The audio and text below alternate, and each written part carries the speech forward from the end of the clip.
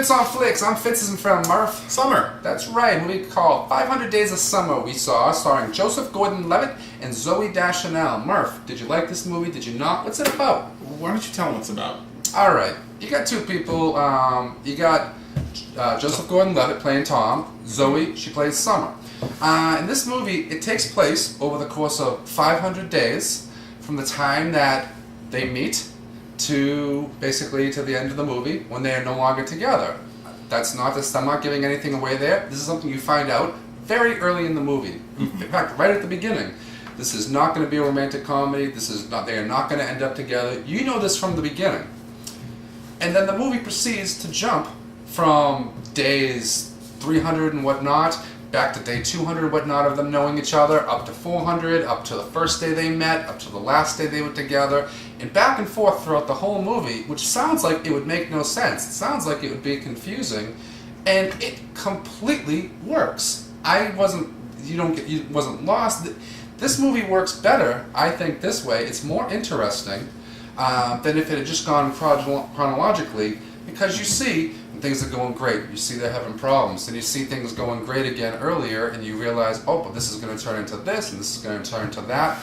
Long and short of it, it's a movie about a relationship that is going to end, but how good it can be before it ends, and how good it can or can't be maybe after it ends. And I loved this movie. Murph, what did you think? I really liked this movie. I wouldn't say I loved it, but this was very good. It was very original.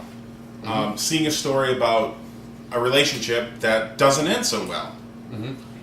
Usually in movies that we see these days, they have a couple, they have problems, and then they end up falling in love again.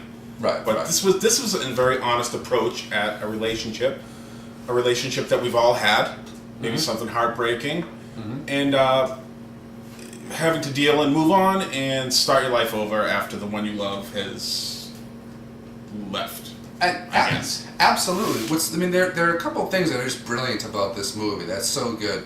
First of all, you watch this movie and there's no bad guy in it. I think I think the guy, the girl.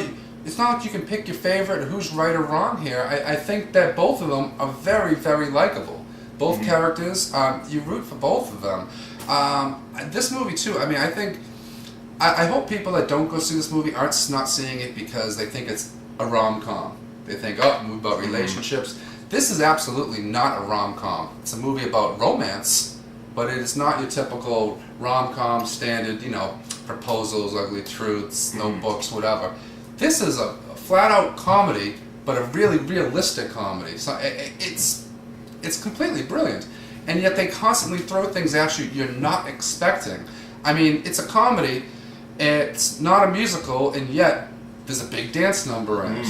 It's really. It's very inventive. There's lots of things in there that you don't see in normal movies, which was cool. Like the dance number was awesome. It was a nice break in the action. You Make My Dreams by Daryl Hall and John Oates. I'm never going to hear that song again without thinking of this movie. Or even She's Like the Wind. She's Like the Wind. Plays an important part in this movie. Huge. It's this movie. This is.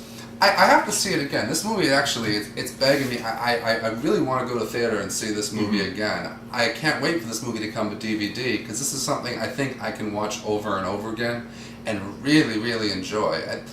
I can't think of anything I didn't like in this movie. I don't think it was as funny as I thought it was. I thought that the more interesting parts were their interaction. The comedy, I thought that where they were going for didn't really strike my fancy. Okay. But what I did like was I liked Tom's sister, Rachel. She's a little girl, and he talks to her gets advice from her. Right. And she speaks like a grown-up. It somehow works. It doesn't. I feel like if that happened in any other movie, it would be stupid. It would be a cheap trick and whatever. And in this movie, it works 100%. I disagree. I actually thought some of the funny parts. I did enjoy it. I thought it was funny. But regardless. The relationship, I bought 100%. Absolutely. I don't know. I can't think of a movie, at least recently, a relationship that I bought this much. I believe them totally. I believe the situations. You can relate watching this movie. I think everyone that watches this movie will relate one way or another at some point in their life, something like this happening.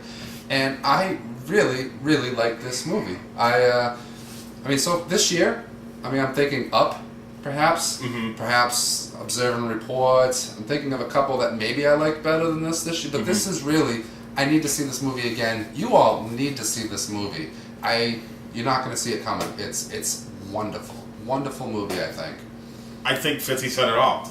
Go see the movie. That's it. I didn't like it quite as much, but I don't know what else to say. What can you say? What you can say is check us out, though, on fitzonflix.com. We appreciate you watching. We appreciate you just being who you are. And Murph, it's been a pleasure. Thank you for having me. Oh, you're so welcome. And we will definitely talk to you soon. Check us out and be good. Bye.